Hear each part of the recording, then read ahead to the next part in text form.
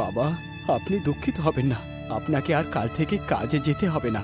কিন্তু বাবা, আমি যদি কাজই না করি তাহলে আমাদের সংসার চলবে কি করে? বাবা, আজ থেকে আমি কাজ করব। কিন্তু বাবা, তুমি কি কাজ করবে? আশেপাশে তো এখানে কোনো কাজই নেই। বাবা, আমি এক কাজ করি, আমি অন্য কোনো শহরে চলে যাই, হয়তো সেখানেই কোনো কাজ পেয়ে যাব। আচ্ছা ঠিক আছে বাবা, তাহলে আমি এখন আসি। এই বলেই রমেশ ছোলার মধ্যে কিছু খাবার বেঁধে নিয়ে শহরের দিকে বেরিয়ে পড়ে। রমেশের গালে একটি নীল রঙের চিহ্ন ছিল। রমেশ চলতে চলতে একটি জঙ্গল দিয়ে পার হয়। ঠিক তখনই তার চোখ যায় একটি মহিষের দিকে, যে মহিষটি কাদাতে পড়েছিল। গর্ভবতী হওয়ার কারণে মহিষটি উঠতে পারছিল না। আরে রাম রাম রাম, এই বেচারি মহিষ তো এই কাদাতে পড়ে আটকে গিয়েছে, চলো যাই, একে বাইরে বের করে দিই। এই ভেবেই রমেশ এগিয়ে আসে মহিষটিকে কাদা থেকে বের করার জন্য।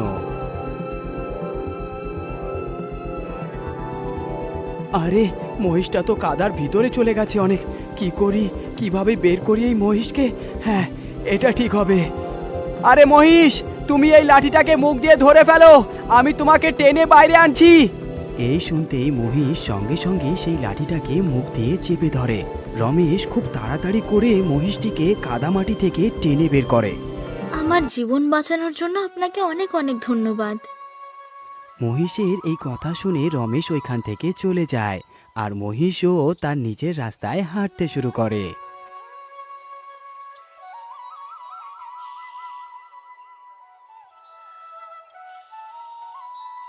কয়েক মাস পরেই ওই মহিষ একটি বাচ্চার জন্ম দেয়। আর ওই বাচ্চা যখনই অন্য বাচ্চাদের সাথে খেলার জন্য যায়, তখন বাকি বাচ্চারা তাদের সাথে খেলতে দেয় না। আরে যা যা, তুই আমাদের সাথে খেলতে পারবি না, কারণ তুই এক মানুষের বাচ্চা। চল ভাগ এখান থেকে, না হলে আমরা তোকে এখানেই মেরে ফেলবো। ওদের এই রকমের কথা শুনে বাচ্চা বড়ই দুঃখিত হয়। তারপর ও নিজের মায়ের কাছে যায় আর সমস্ত কাহিনী তার মাকে খুলে বলে। মা, আমি আর ওই বাচ্চাদের সাথে খেলা করতে যাব না, আমি আমার বাবার কাছে যাব।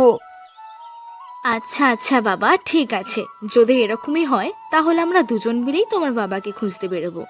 তারপর ওই মা ও ছেলে নিজের নিজের রাস্তায় চলে যায়। কিছু দূর যাওয়ার পর এক গ্রাম দেখতে পায়। আরে বাহ, এখানে তো একটি গ্রাম আছে। আমি এক কাজ করি, আমি আমার রূপ পাল্টে নিই, তারপর এই গ্রামের ভিতর প্রবেশ করি। তারপর সে তার নিজের রূপ পাল্টে ওই গ্রামেই প্রবেশ করে।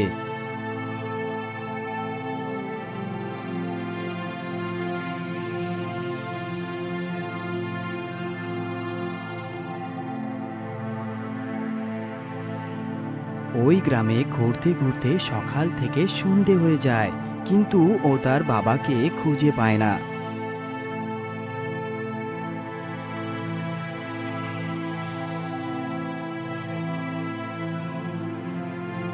পরের দিন আবার সেই মা ও ছেলে অন্য একটি গ্রামে যায়।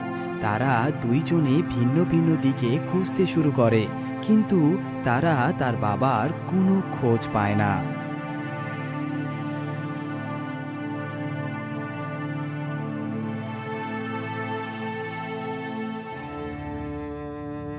হে ভগবান, এতদিন থেকে আমি আমার বাবাকে খুঁজছি, কিন্তু আমি আমার বাবাকে এখনো পেলাম না। এই ভেবে ওই ছেলে গাছের নিচে বসে কাঁদতে শুরু করে। ঠিক তখনই সেখান দিয়ে রমেশ যাচ্ছিল। আরে, এই কান্নার আওয়াজ কার? রমেশ তার আশেপাশে দেখে তো দেখতে পায় ওই বাচ্চাটি কান্না করছে। রমেশ সাথে সাথে তার কাছে যায়। কি হয়েছে বাবা, তুমি কান্না করছো কেন? তোমার কি অসুবিধা? বাচ্চাটি যেই রমেশকে দেখে তো বাচ্চাটি অবাক হয়ে যায়, কারণ যেই চিহ্ন বাচ্চাটির গালে ছিল ঠিক একই চিহ্ন রমেশের গালেও ছিল। বাবা, এতদিন আমি আপনাকেই খুঁজছিলাম, আপনি আমাদেরকে ছেড়ে কোথায় চলে গিয়েছিলেন? কিন্তু বাবা, আমি তো তোমাকে চিনি না, তাহলে তুমি আমাকে বাবা বলে কেন ডাকছো? আমার তো এখনো বিবাহই হয়নি, তাহলে তুমি আমার পুত্র কিভাবে হলে? না বাবা, আমি আপনারই পুত্র। আপনি আমার মায়ের কাছে চলুন, আপনি সবকিছু জেনে যাবেন। বাচ্চার বারবার বলায় রমেশ ওই বাচ্চার পিছু পিছু চলে যায়। আচ্ছা ঠিক আছে বাবা, বলো তোমার মা কোথায়? বাবা, আমার মা এক্ষুনি চলে আসবে, কিন্তু বাবা একটা কথা মনে রাখবেন, আমার মা আপনাকে আমার সাথে দেখলে উনি আপনার উপর প্রহার করবেন, কিন্তু আপনি ভয় পাবেন না। যেই উনি আপনার উপর প্রহার করবেন ঠিক তখনই আপনি ওনার শিং ধরে ফেলবেন, তাহলে সব কিছু ঠিক হয়ে যাবে। বাচ্চার মুখে এইসব কথা শুনে রমেশ একটু চিন্তায় পড়ে যায়। তখনই ওই মহিষ ওইখানে চলে আসে। ওই মহিষ যখনই বাচ্চাকে যুবকের সাথে কথা বলতে দেখে তো ও দৌড়ে আসে তাকে মারার জন্য। ঠিক তখনই রমেশ মহিষের দুই শিং ধরে ফেলে। শিং ধরতেই ওই মহিষ একটি সুন্দর মহিলায় পরিবর্তন হয়। এই দেখে রমেশ তো পুরো অবাক, কারণ রমেশ তার জীবনে এত সুন্দর স্ত্রী আগে কখনোই দেখেনি। কি হলো বাবা, আপনি কি চিন্তা করছেন? বাবা, ইনি আমার মা। আরে চলুন না, আপনি আমাকে আপনার বাড়িতে নিয়ে যাবেন না? হ্যাঁ হ্যাঁ, কেন না, চলো চলো, আমার সাথে চলো। এই বলেই রমেশ ওই দুইজনকে তার বাড়ি নিয়ে যায় আর সমস্ত কাহিনী তার পিতামাতাকে খুলে বলেন। রমেশের পরিবারও তাদের পুত্রবধূ ও নাতি হিসাবে স্বীকার করেন। আচ্ছা শুনুন না, আপনাকে আমার কিছু বলার আছে। হ্যাঁ হ্যাঁ মোহিনী, বলো বলো, তুমি আমাকে কি বলতে চাও? আমি এটাই বলছিলাম যে আপনি যদি কখনো আমার উপর রেগে যান, তাহলে যেন আমাকে কখনো কোনো ধারালো বা জ্বলন্ত জিনিস দিয়ে আঘাত করবেন না, আর না হলে আমাকে আপনার থেকে সারা জীবনের জন্য দূরে চলে যেতে হবে। আরে না না মোহিনী, আমি তোমাকে কখনোই মারবো না।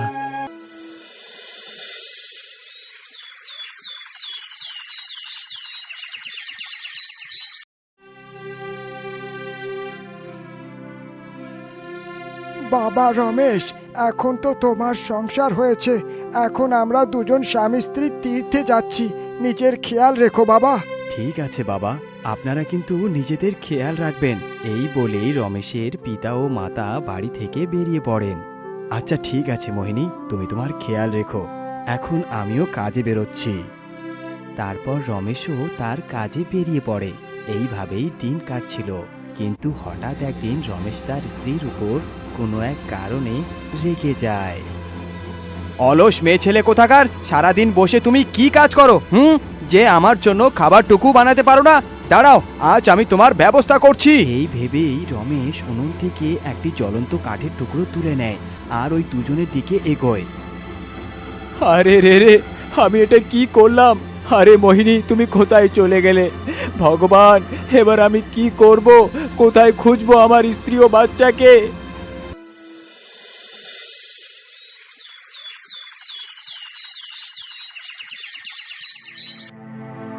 সকাল হতেই রমেশের পিতা ও মাতা দুজনেই ফিরে আসে বাড়িতে।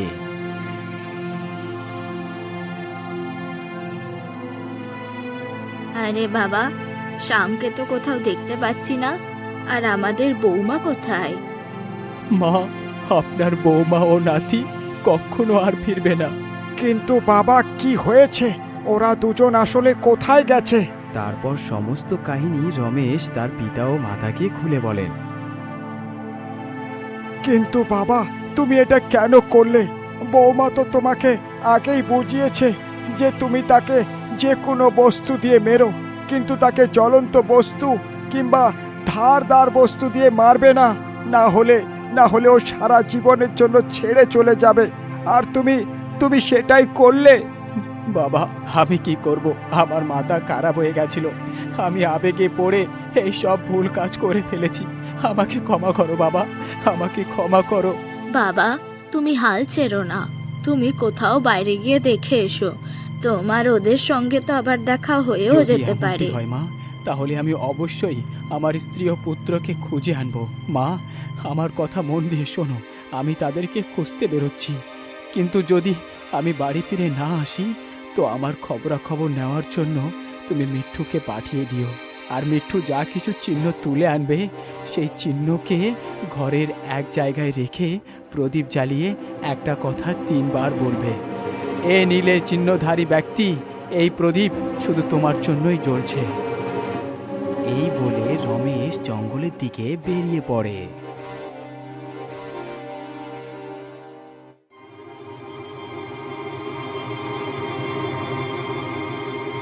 জানি না তারা দুজনে কোথায় চলে গেছে। ভগবান, তুমি তাদের দুজনকে পাইয়ে দাও।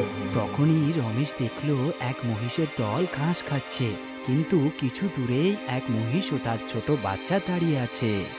আমার মনে হয় এই দুইজনই আমার স্ত্রী ও পুত্র। চলো যাই যাই ওদের কাছে। এই ভেবে রমেশ তাদের দুজনের কাছে যায়।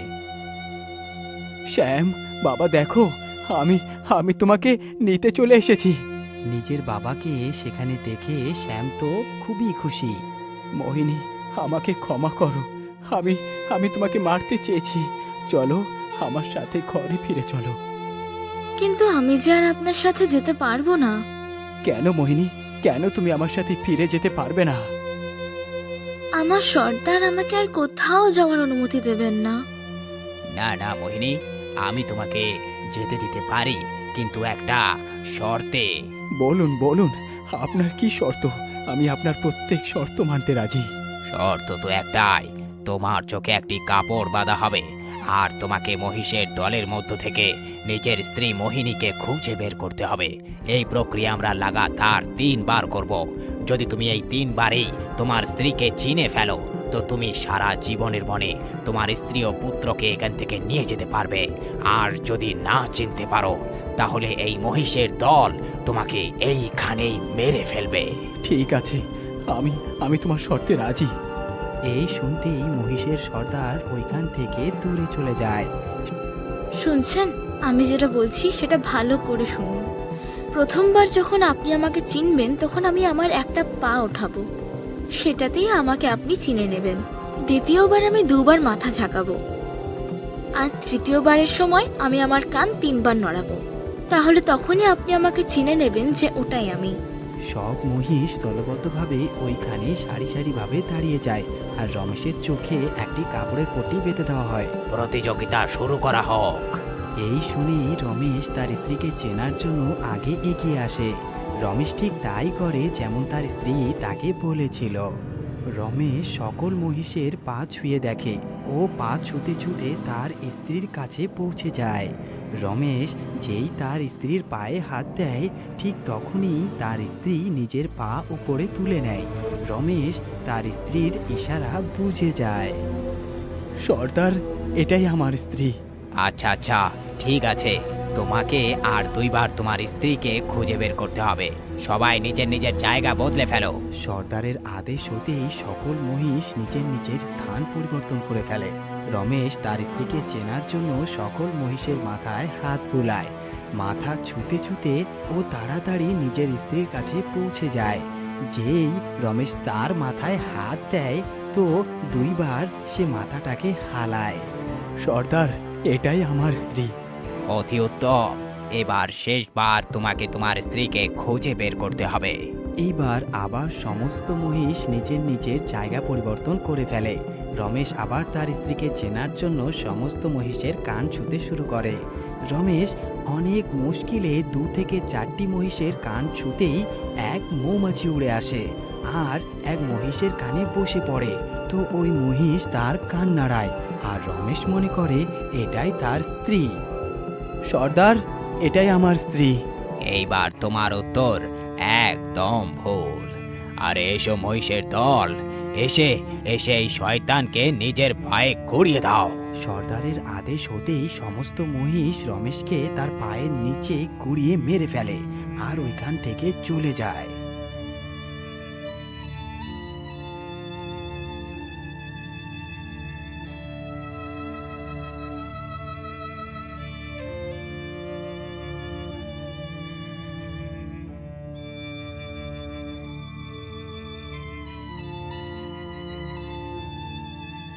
রমেশের বাড়ি থেকে যাওয়া অনেক দিন হয়ে যায়। যখন দেখছে রমেশ আর বাড়ি ফিরছে না, তখন রমেশের বাবা মা খুবই ভেঙে পড়েন। আরে ভাগ্যবতী, রমেশের তো অনেক দিন হয়ে গেল যাওয়া, কিন্তু এখনো তো তার কোনো খবরই নেই। ও ও ফিরে কেন এলো না? ওর কোনো সমস্যা হয়নি তো? কোনো অসুবিধায় পড়েনি তো? হ্যাঁ, আপনি একদম ঠিক বলেছেন। আমাদের ছেলে নিশ্চয়ই কোনো বিপদে পড়েছে। আরে মিট বলি, তুমি যাও রমেশকে খুঁজে নিয়ে এসো। যদি রমেশের কোনো জিনিসও পাও, সেটাও আমাদের কাছে নিয়ে আসবে। এই শুনে মিঠু ওইখান থেকে বেরিয়ে পড়ে।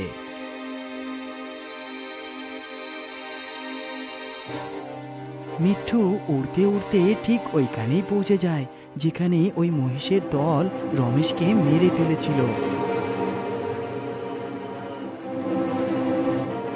আরে, এই আংটিটা তো রমেশের। তাহলে এর মানে এই হাড়গুলো রমেশেরই। আমি একটা কাজ করি, এর মধ্যে থেকে একটা হাড় আর আংটি নিয়ে আমি তাড়াতাড়ি ফিরে যাই। এই ভেবেই মিঠু খুব তাড়াতাড়ি এক টুকরো হাড় ও ওই আংটি নিজের ঠোঁটে চেপে নিয়ে ওইখান থেকে উড়ে যায় আর খুব তাড়াতাড়ি নিজের বাড়িতেও ফিরে আসে। ওই হাড় ও ওই আংটি দেখে রমেশের মা অনেক দুঃখিত হয়।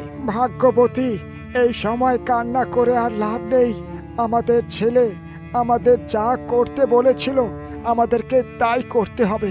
তারা দুজনেই খুব তাড়াতাড়ি ওই হাড় ও আংটি মাটিতে রাখে আর তার পাশে একটি প্রদীপ জ্বালিয়ে রেখে দেয়। হে নীল চিহ্ন ধারণকারী, এই প্রদীপ আপনার জন্যই জ্বালানো আছে। হে নীল চিহ্ন ধারণকারী, এই প্রদীপ আপনার জন্যই জ্বালানো আছে। হে নীল চিহ্ন ধারণকারী, এই প্রদীপ আপনার জন্যই জ্বালানো এই আছে। বলতেই রমেশ আবার জীবিত হয়ে দাঁড়িয়ে পড়ে।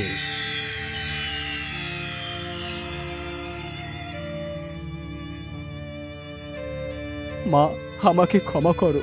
আমি তোমার বৌমা ও নাতিকে ফিরিয়ে আনতে পারলাম না। আমাকে ক্ষমা করো মা, আমাকে ক্ষমা করো। কোনো ব্যাপার না বাবা, তুমি যে আবার ফিরে এসেছো, এর থেকে বড় ভালো খবর আর কি বা হতে পারে আমার জন্য।